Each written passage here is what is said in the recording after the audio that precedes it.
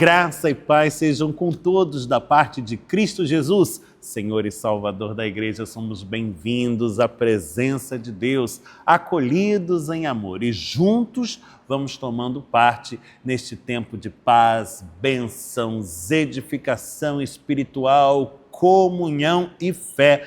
Tem início o culto do Senhor. E você é mais que bem-vindo para, somando-se a nós, adorar e louvar, bendizer e exaltar a Deus, falar-lhe em oração, ouvindo também a sua doce voz que fala poderosamente aos nossos corações. Nos preparamos para tudo o que seguirá, usufruindo agora de um tempo precioso, de preparo espiritual, de enlevo, em que somos conduzidos pela arte, pela música, pelas habilidosas mãos da nossa querida irmã organista Gisele Santana. Vamos acolhendo desde já em espírito de devoção ao prelúdio.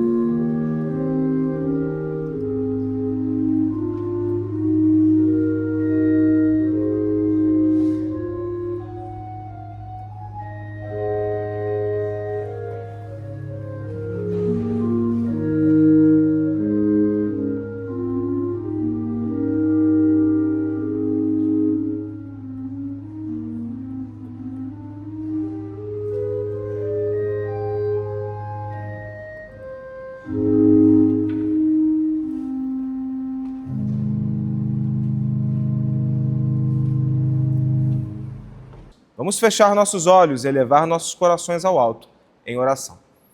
Deus Santo, Deus Eterno, como é bom estarmos reunidos na Tua presença, mesmo que virtualmente. Nós podemos sentir que Tu estás conosco, que Tu estás na condução das nossas vidas. E por isso nos colocamos sob os Teus cuidados nesse dia que é Teu. Nós, Senhor, nos sentimos tão felizes de podermos render-Te toda a adoração, todo o louvor, reconhecer a Tua soberania sobre as nossas vidas. Como é bom, Senhor, estarmos aqui como Teu povo. E rogamos-Te, aceites a nossa oração em nome de Jesus. Amém. Agnus Dei, de Michael Smith, é o canto entoado pelo coro Aidea Moraes, com acompanhamento ao órgão da nossa querida instrumentista Gisele Santana. Vamos acompanhar o canto dos nossos irmãos em espírito de adoração e louvor ao Deus Santo, Santo, Santo.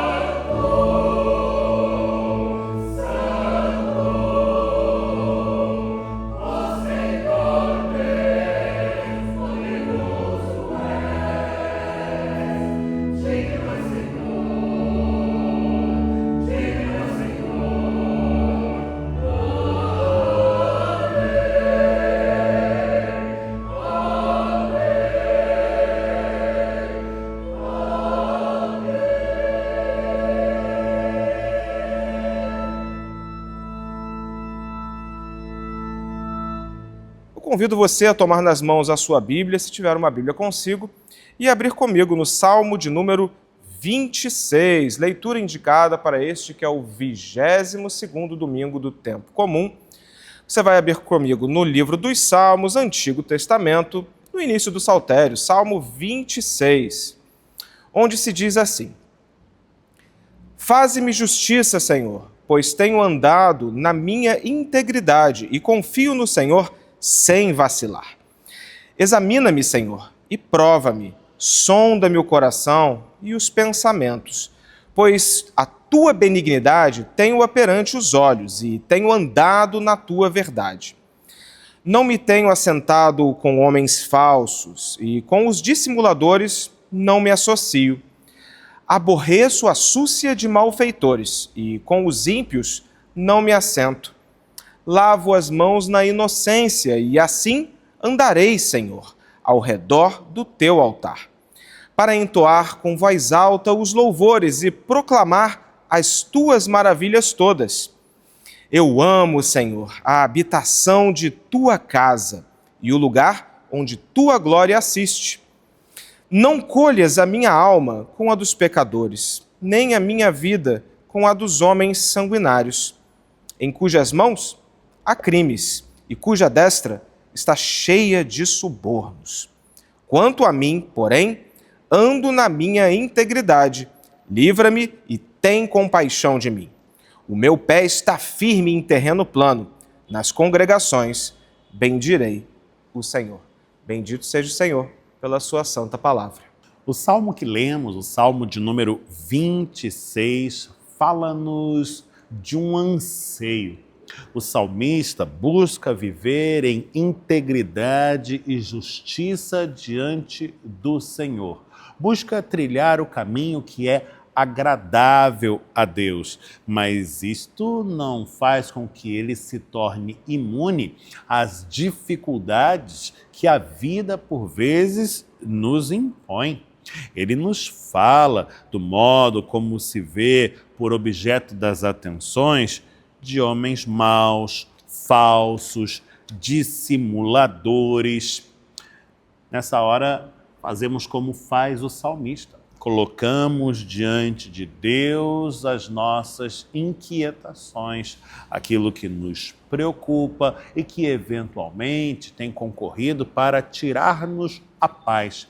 Entregamos nas mãos dele os nossos cuidados e o fazemos confiados no seu imensurável poder, na sua infinda misericórdia para conosco, e nele, por fim, encontramos paz. Se você puder fazê-lo nessa hora, eu convido você a dobrar os seus joelhos e elevar assim o coração a Deus em oração. Se não, pelo menos baixe a cabeça, feche os olhos, mas tenha alguns instantes de silêncio para conversar com o Pai Celeste lá dentro, no seu interior. E esteja sensível, porque você, por certo, ouvirá a sua doce voz e se sentirá envolvido no seu amor.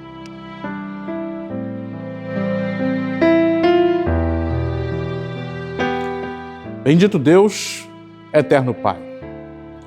Teu nome é santo, o Senhor é puro, o Senhor é majestoso, cheio de honra, glória e poder.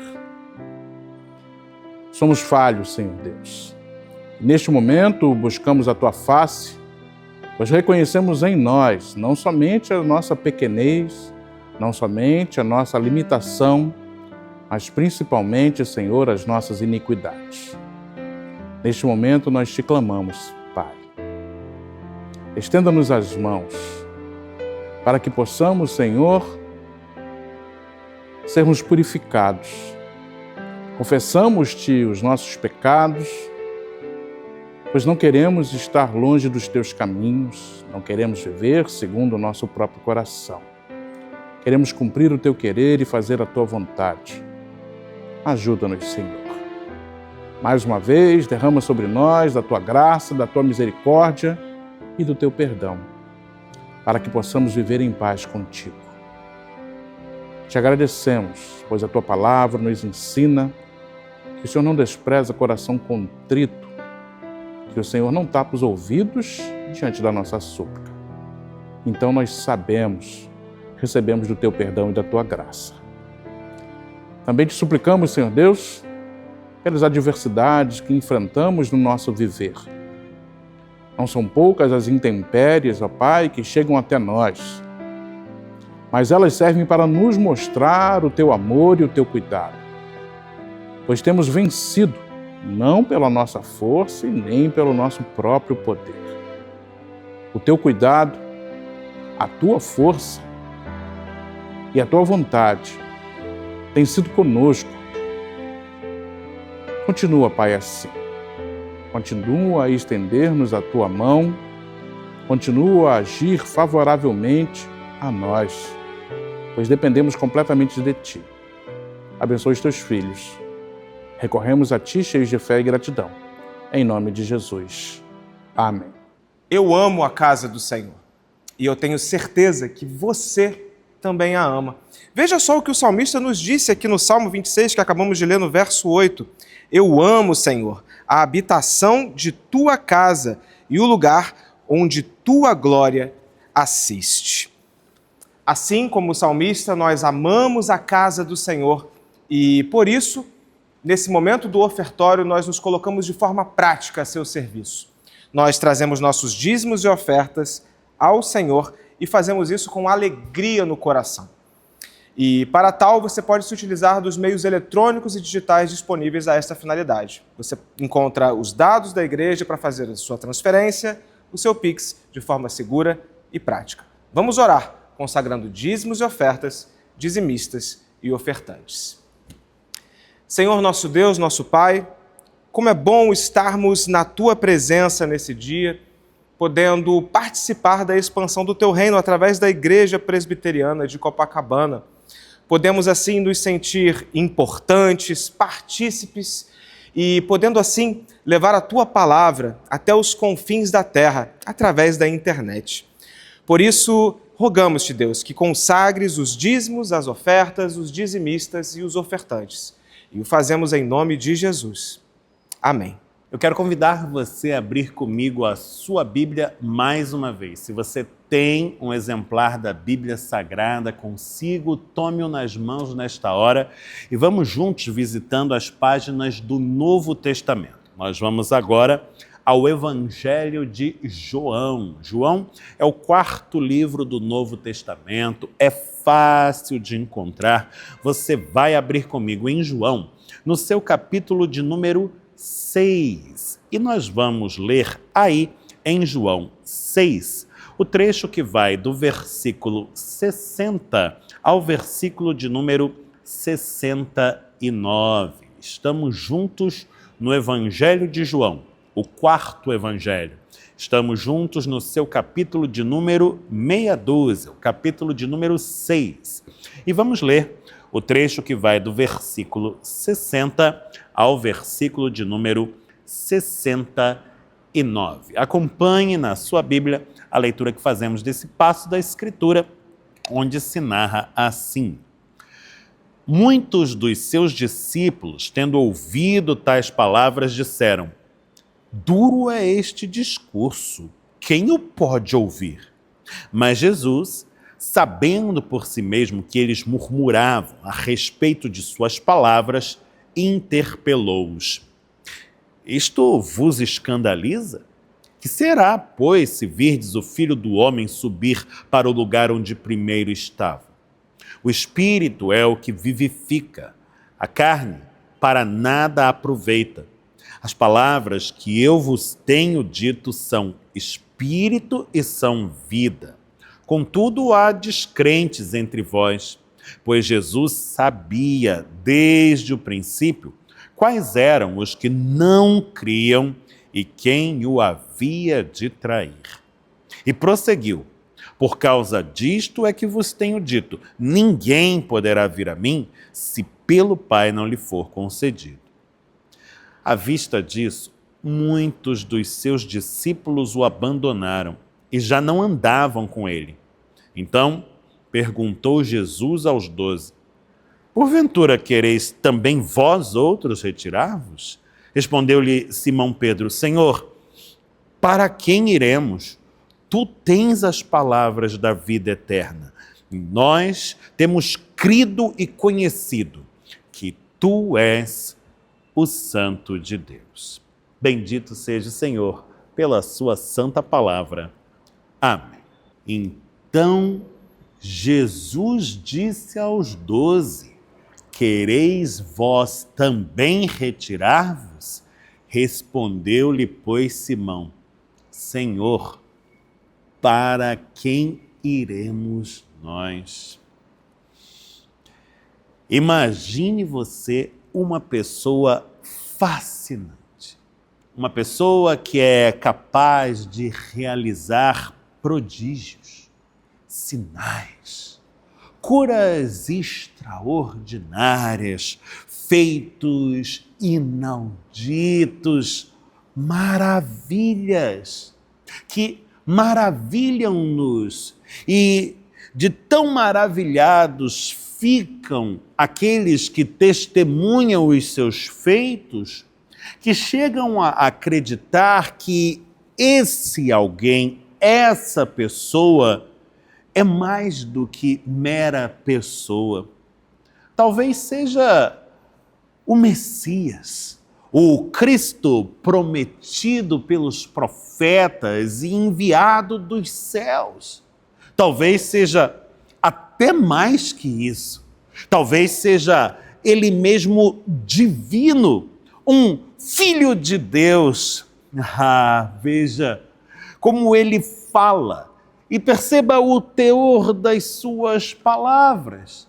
Elas são alentadoras, elas renovam a esperança, elas inflamam o coração e devolvem aos que acolhem-nas de bom grado a perspectiva acerca de um amanhã melhor.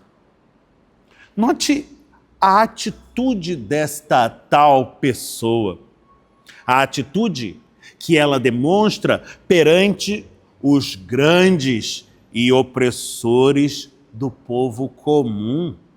É uma atitude que não revela nenhum traço de intimidação ou de acovardamento. Pelo contrário, chega a ser heróica, de tão desafiadora que se mostra.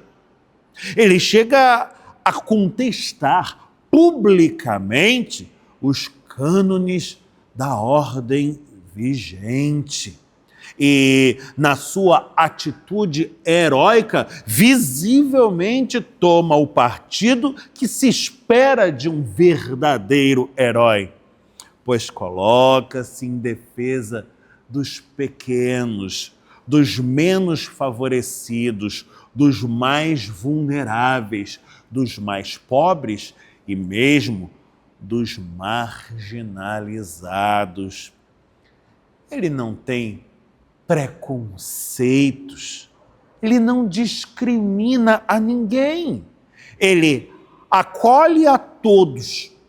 Todos que o procuram recebem da sua parte acolhimento.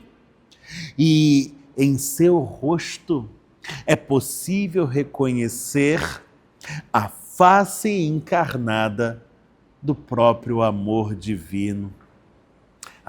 Este alguém, por certo, é muito especial.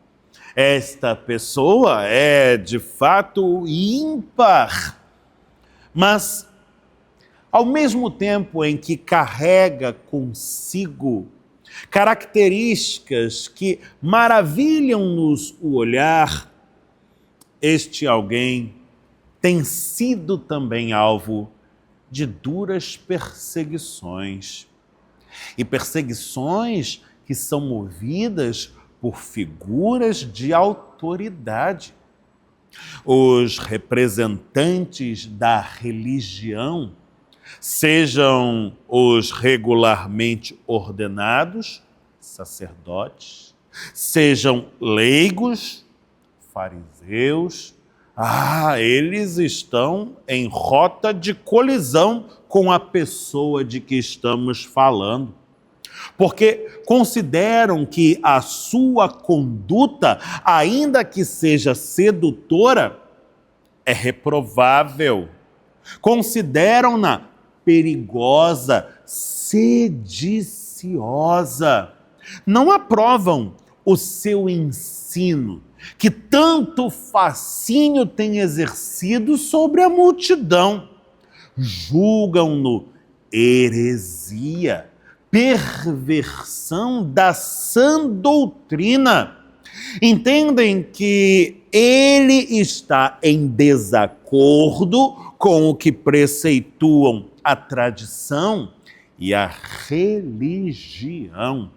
Isto numa sociedade toda ela determinada por estes dois fatores.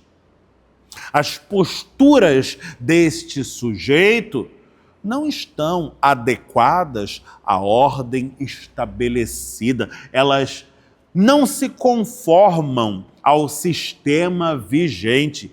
E, pelo contrário, parece encaminhá-lo, assim como aqueles que andam com ele e que lhe são próximos, encaminhá-los a passos largos rumo a um destino que só poderá ser trágico e que desde já mostra-se inevitável. Sim, este sujeito, da maneira como orienta a sua jornada, está caminhando largamente em direção a realidades como a prisão, como a tortura e até mesmo rumo a penas das mais severas, como a pena de morte e, quem sabe, morte de cruz. Será que você, estando diante dele, reconhecendo nele tudo isto que carrega consigo de fascinante e maravilhoso, mas percebendo também em sua pessoa tudo que ela traz de problemático e questionável, tudo isto que nele é tão duvidoso, será que você, diante desta pessoa, estaria disposto a deixar tudo o que é seu de lado, colocando em segundo plano os seus próprios interesses e motivações pessoais, os seus projetos e ambições? Será que você, à luz de tudo o que pode perceber nele, se disporia a segui-lo? Arriscaria a si próprio, a própria condição, o próprio status, a posição que ocupa na sociedade, a sua zona de conforto, caso possuísse uma? Será que você colocaria tudo isso em risco, permitindo-se identificar com ele como um dos seus seguidores, partícipes do seu grupo, tendo aderido à sua conduta? Ao texto que acabamos de ler, registrado no Evangelho de João, no seu 6º capítulo, entre os versos 60 e 69, é um texto que espelha justamente esse conflito. E olha, não se trata de um conflito restrito àquele momento e àquele ambiente histórico, social, cultural. Não. Este é um conflito que se impõe ainda hoje àqueles que se colocam diante de Jesus ou àqueles diante dos quais Jesus se coloca. Quando vai se tornando explícito, quando vai se revelando e fazendo-se manifesto, portanto, o caráter eminentemente sacrificial da missão de Jesus, muitos dentre a multidão que o segue recuam. Mas é óbvio que isto só poderia acontecer. Afinal, tudo o que ele traz de fascinante e nos maravilha o olhar, aponta para as possibilidades do que podemos obter acercando-nos dele. Mas quando a natureza sacrificial da missão de Jesus vai se tornando clara e evidente, a coisa parece mudar um pouco de figura, porque vamos nos tornando cônscios daquilo que há a se perder.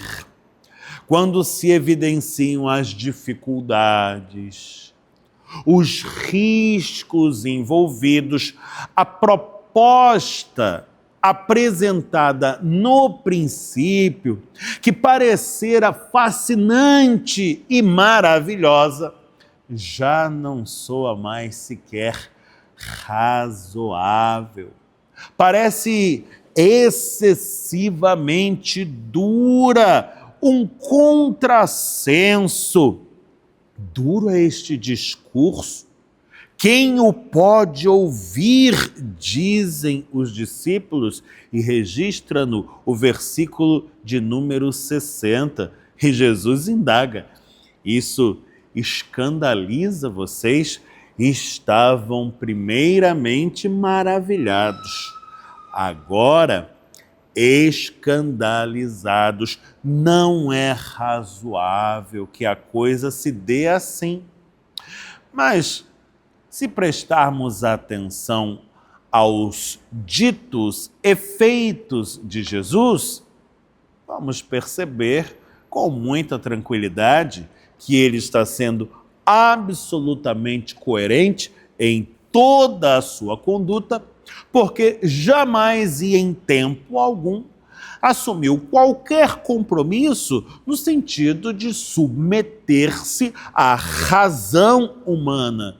Jesus nunca disse que seria ou que agiria de forma razoável. A sua oferta soa, portanto, num primeiro momento, paradoxal, na medida em que faz conjugar coisas que nos parecem tão antagônicas e incompatíveis, mas ela não é paradoxal. Inclusive, porque não se trata de uma opção dentre muitas. A bem da verdade, ela é a única via capaz de verdadeiramente comunicar-nos vida. Jesus desafia o seu grupo a viver. E para que eles possam viver ou experimentar a realidade da vida de fato, de verdade e em plenitude, consoante ele intenta comunicar-lhes, eles precisam estar prontos a uma mudança que é muito radical. Chega a ser ontológica. Ela é tão drástica que será expressa por ele mesmo em outra passagem. Aliás, 3 capítulos antes, no mesmo livro, como um nascer de novo. É uma mudança substancial de paradigmas. E a partir desta mudança, desta transformação ontológica, já não mais nos pautaremos no modo de pensar ou na lógica deste mundo. Não que nos tornemos ilógicos, mas nos fundamentaremos num princípio outro, que à luz da razão humana, eventualmente parecerá nada razoável. Um princípio que poderíamos chamar de a lei do amor. O amor, que é a própria essência da natureza divina, pois ainda dentro dos escritos joaninos aprenderemos que Deus é amor. E é a primeira epístola de João quem nos fala deste mistério. A lei do amor. O amor que, como é bem sabido pelos poetas, dispensa explicações, prescinde de justificativas em seu agir. Ou, falando poeticamente, consoante Pascal, o amor que conhece razões que a própria razão desconhece, pois não é capaz de conhecê-las de per si. Jesus propõe, então, a uma mudança tão radical de paradigmas, a uma transformação ontológica tão substancial, que por fim nos possibilitará uma experiência de transcendência.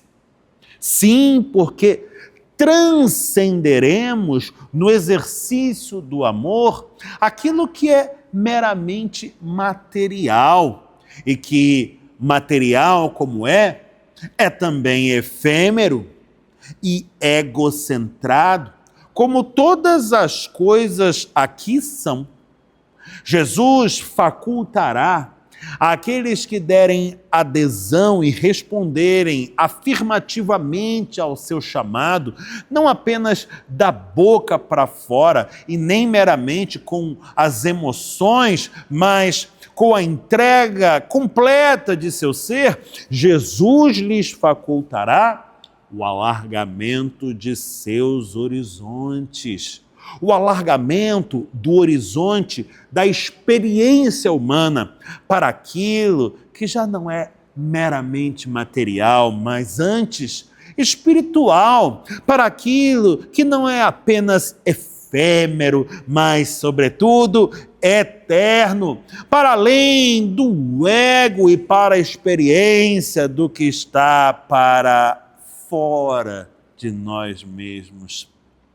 Seguir a Jesus implicará, portanto, no rompimento de amarras que nos prendem com força e das quais nem sempre estamos cônscios.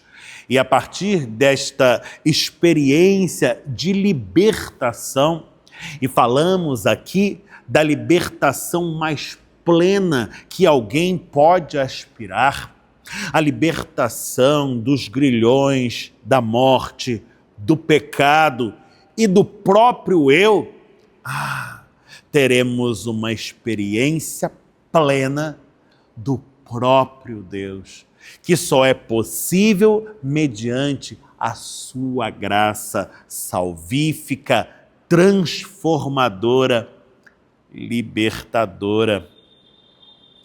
Jesus diz, verso 65, por causa disto é que vos tenho dito, ninguém poderá vir a mim se pelo Pai não lhe for concedido. Esta é a maravilhosa oferta de graça trazida por Jesus na forma de evangelho, boa nova aos homens. É justamente a oferta que fora apresentada por ele àquela primeira geração de discípulos e que, ao longo dos séculos, no curso da história, tem sido repetida e reiteradamente apresentada a tantos, e hoje também a nós. E diante dela, cabe uma pergunta fundamental. Você está pronto? Você está pronto para seguir a Jesus de Nazaré, a este sujeito extraordinário, que com tudo o que é inerente ao seu ser e ao seu proceder, tanto nos fascina e maravilha, você está pronto para dar-lhe adesão, para ser identificado com ele e assumir sobre si todos os efeitos que o seu ser produz também neste mundo, que lhe tem rejeitado, que lhe tem acusado, que lhe tem hostilizado desde a sua entrada aqui.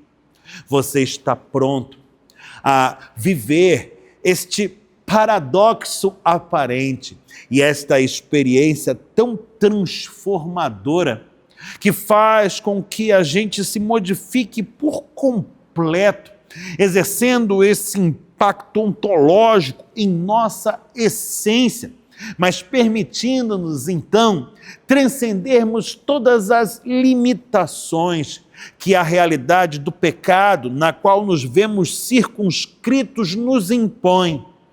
Você está pronto a experimentar este alargamento do horizonte da experiência humana e se conectar plenamente ao que é espiritual, ao que é eterno e que está para muito além de nós mesmos. Você está pronto para fruir nesta extraordinária liberdade que só mesmo o seu agir pode produzir em nós e por meio da qual experimentaremos a plenitude da vida como Ele concebe e nos tem proposto.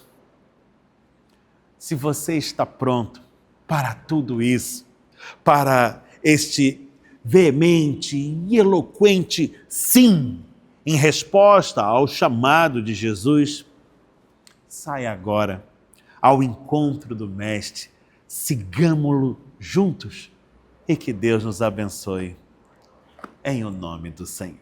Passando a um tempo de comunicações, eu quero destacar que no próximo domingo, primeiro domingo do mês de setembro, no culto matutino, às 10h30, presencialmente, aqui no santuário, nós teremos a celebração eucarística. Vamos comungar no pão e no cálice, corpo e sangue do Salvador e receber das mãos divinas toda a sorte de bênçãos que Ele nos tem para comunicar através deste meio de graça dado pelo Todo-Poderoso para a edificação do povo que é seu. Você é nosso convidado mais que especial para estar conosco nessa hora e desfrutar de toda a sorte de bênçãos que só mesmo ali podem ser vivenciadas. Venha participar. Próximo domingo, primeiro domingo de setembro, às 10h30 da manhã,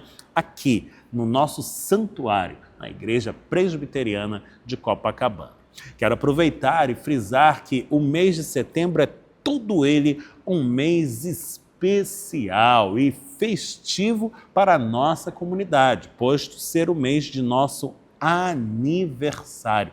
E uma programação muito especial está sendo preparada para você desfrutar conosco desse tempo de alegria e de festa. Teremos pregadores convidados, teremos uma edição especial de Arte na Igreja, nossa série de concertos musicais e outros eventos que vão tornar esse mês ainda mais memorável para todos nós. Fique de olho na nossa programação, mas principalmente venha estar conosco e experimentar presencialmente essa bênção que é estar no meio do rebanho santo, colhendo toda a sorte de graças que se vivencia no seio da família da fé. Momento de orarmos juntos a prece do Pai Nosso. Feche seus olhos, falemos com Deus. Pai nosso que estás nos céus, santificado seja o teu nome. Venha o teu reino, seja feita a tua vontade, assim na terra como no céu. O pão nosso de cada dia nos dá hoje. Perdoa-nos as nossas dívidas, assim como nós perdoamos aos nossos devedores. Não nos deixes cair em tentação, mas livra-nos do mal, pois teu reino, o poder e a glória para sempre. Amém. O Senhor te abençoe e te guarde. O Senhor sobre ti levante o rosto e te dê paz. e que a maravilhosa graça de nosso Senhor e Salvador Jesus Cristo, que o imenso amor de Deus Pai Todo-Poderoso, que as ricas, doces e eternas consolações do Espírito Santo, seja com todos vós, Igreja de Cristo, hoje e pelos séculos dos séculos. Amém.